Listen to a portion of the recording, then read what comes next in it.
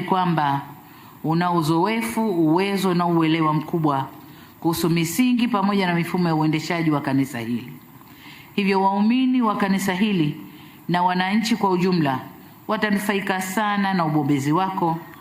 Natambua pia wewe ni mtu wa maombi na mwepesi wa kujifunza kutoka kwa wengine.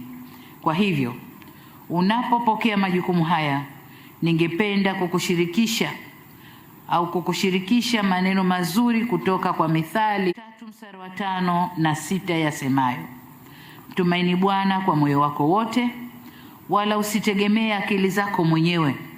Katika njia zake mkiri yeye, naye atakuonyesha mapito yake. Napenda kukuahidi ushirikiano wa dhati katika utekelezaji wa wito huu mkuu na katika majukumu yako.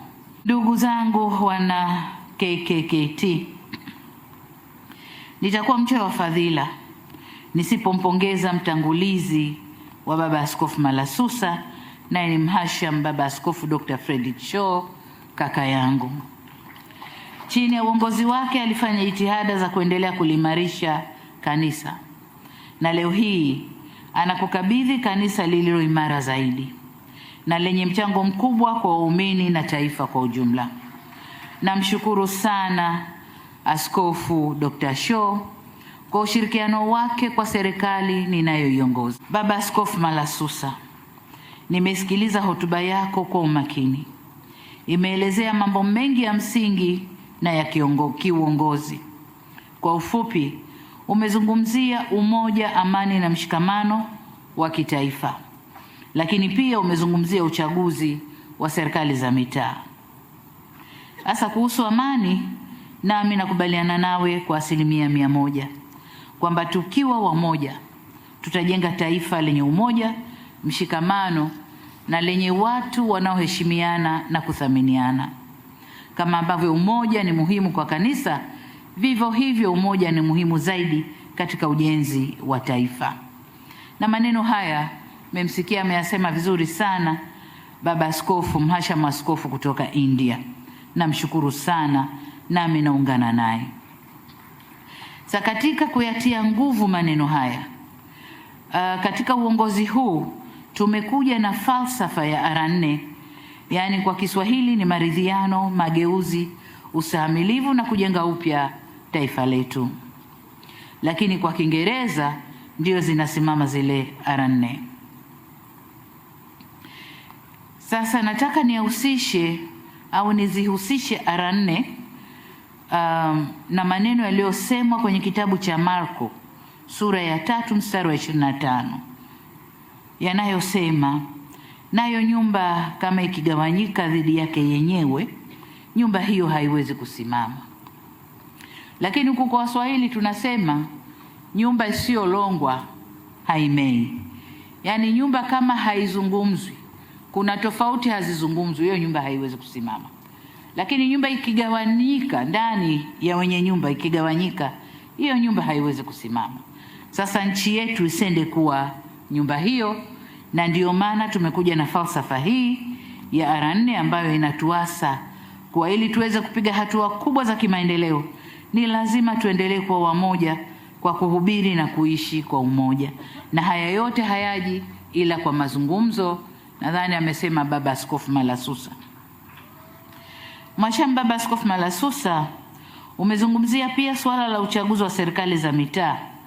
Binafsi na uchukulia uchaguzi huu kwa uzito mkubwa sana, kwani uchaguzi unaotoa viongozi katika maeneo tunayoishi.